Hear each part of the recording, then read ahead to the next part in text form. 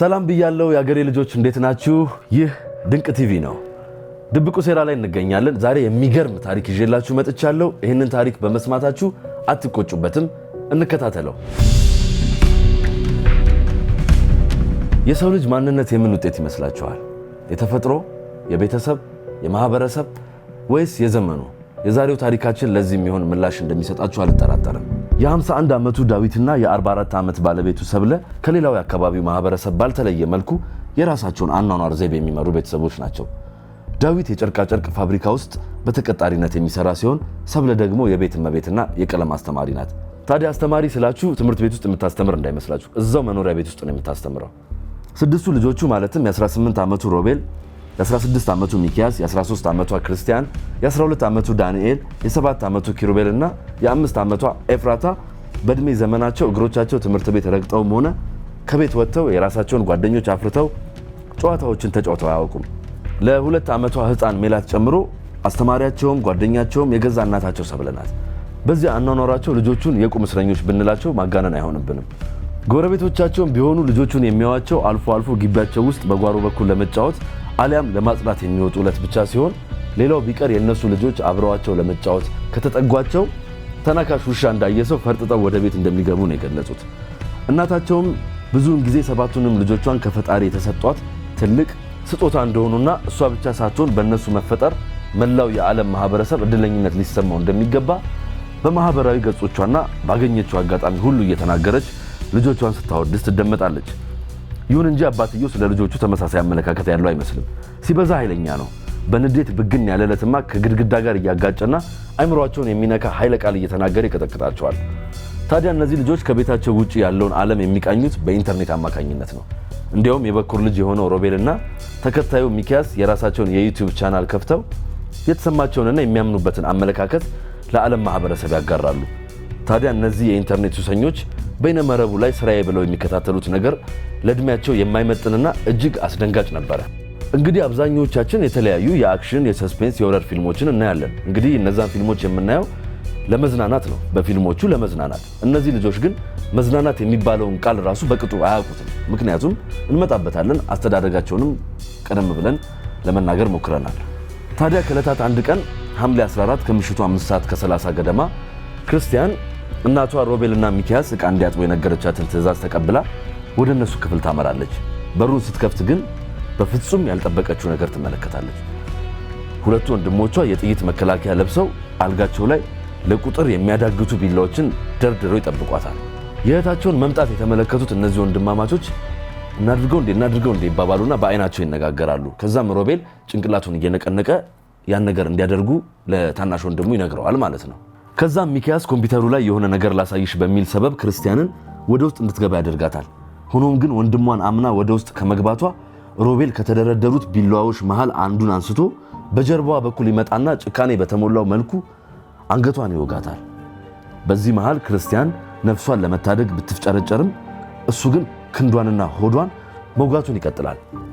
ይሁን እንጂ ክርስቲያን ተአምር በሚባል ደረጃ እንግዲህ የሁሉ ጊዜ ተወቅታ ወደ ታናሽ እህቷ ክፍል እየሮጠች መጸዳጃ ቤት ውስጥ በፍጥነት ገብታ እንድትደበቅ ትነግራታለች። የክርስቲያንን የጫጫታ ድምፅ የሰማችው ሰብለ ምን እየተካሄደ እንዳለ ለማጣራት ወደ ክርስቲያን ታመራለች። በቦታው ስትደርስ እያየች ባለችው ነገር የምትይዘውን የምትጨብጠውን ያጣችው እናት ፖሊስ ጋር ለመደወል ስልክ እየፈለገች እያለ ሚካኤል መጥቶ በያዘው ስለት 48 ጊዜ ሰውነቷን ወግቶ እስከ ወዲያኛው እንድታሸልብ ያደርጋታል። በመቀጠልም እነዚህ ሁለት ነፍሰ ገዳይ ወንድማማቾች ሁሉንም ክፍል እያካለሉ ሙሉ ቤተሰቦቻቸውን ያለምንም ርህራሄ ማጥቃታቸውን እያያዙታል። አባታቸውንም ሲያገኙ በስለት ከመውጋታቸው በፊት መዶሻ በሚመስል መሳሪያ ይመቱታል። የአባታቸውን መሞት ያዩት ገዳይ ታዳጊዎች ቤቱን እያሰሱ እያለ ኪሩቤልና ኤፍራታ መጸዳጃ ቤት ውስጥ ተደብቀው ያገኟቸዋል። በሩን እንዲከፍቱላቸው ሚኪያስ እሱም የጥቃቱ ሰለባ እንደሆነ ማስመሰል ይጀምራል። በዚህም ጊዜ ሴራውን ያልተረዱት ምስኪን ሕፃናቶች የወንድማቸውን ሕይወት ለማዳን ብለው በሩን ገና ከመክፈታቸው የበኩር ልጅ የሆነው ሮቤል ዘሎ ገብቶ በያዘው ቢላዋ ሰውነታቸውን ይወጋው ይጀምራል።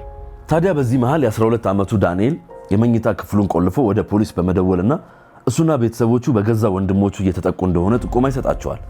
ሆኖም ግን እምብዛም ሳይቆይ ሚኪያስ መጥቶ እንደተጠቃ የማስመሰሉን ስትራቴጂ ቅድም የተጠቀመበትን ማለት ነው ድጋሚ ተጠቅሞ በሩን ካስከፈተው በኋላ ሮቤል ገብቶ በሚዘገንን ሁኔታ የወንድሙን ሕይወት ይነጥቃል። ታዲያ እነዚህ ታዳጊዎች ሰይጣንን የሚያስቀና የክፋት ድርጊታቸውን እየፈጸሙ እያለ ክርስቲያን እርዳታ ለመጠየቅ ወደ በር ሄዳ የሞት ሞቷን እቺ ልጅ እንግዲህ ከመጀመሪያ ጀምሮ የሞት ሞቷን እየተፍጨረጨረች ብዙ ነገር ስታደርግ የምናያት ልጅ ነች። በሩን ከፍታ ለመውጣት እየዳዳች ሳለ ራሷን ስታ ትወድቃለች። ልክ ስትነቃ ግን የገዛ ወንድሟ ሚኪያስ ወደ ውስጥ እየጎተተ አስገብቷት እያሰቃያት ነበር። ታናሽ ወንድሟም የስቃይ ጩኸት እያሰማ ነበር። ቆይ ነፍሳትን ለመጉዳት እንኳን የሚፈሩ እነዚህ ህፃናቶች እንዴት የገዛ ቤተሰቦቻቸው ላይ እንደዚህ አይነት ነገር ያደርጋሉ? ምክንያታቸው ምን ሊሆን ይችላል?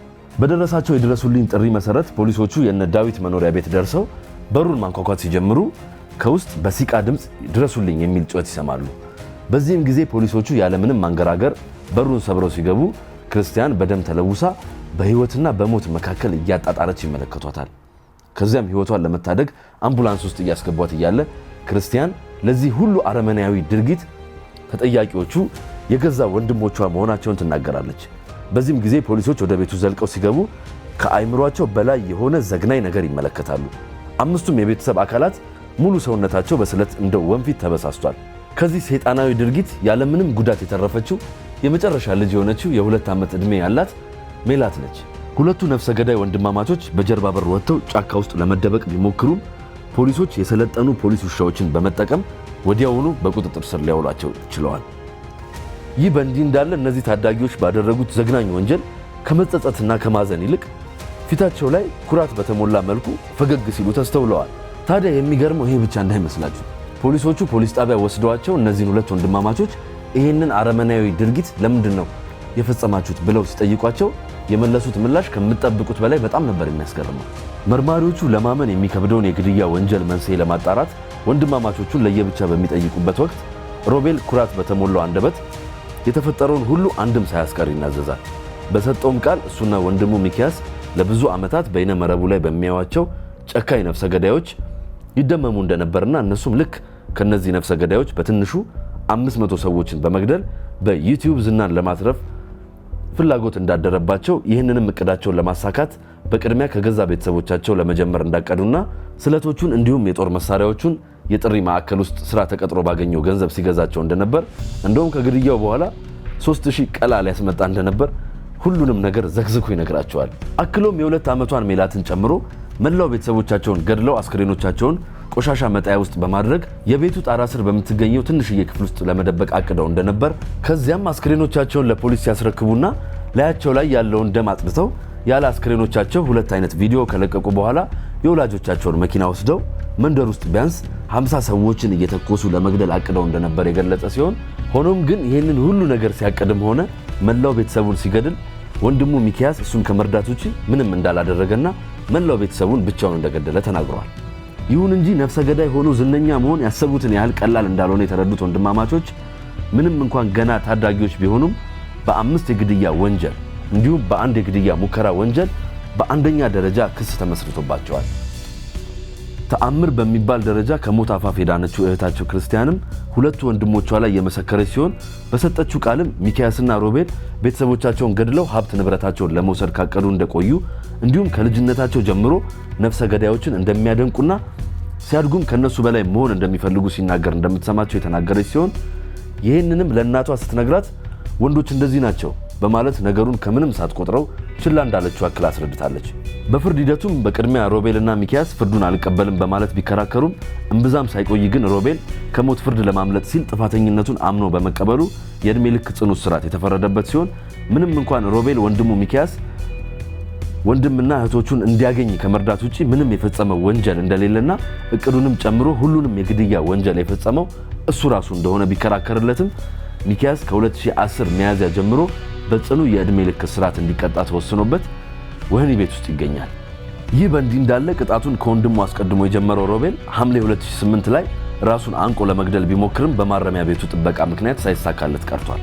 ከዚህ ሰይጣናዊ ጭፍጨፋ የተረፉት ብቸኞቹ የቤተሰብ አካላት ማለትም የ13 ዓመቷ ክርስቲያንና የ2 ዓመቷ ሜላት ለአንድ ቤተሰብ በጉዲፈቻነት ተሰጥተው ህይወታቸውን በአዲስ ምዕራፍ እየቀጠሉ ይገኛሉ።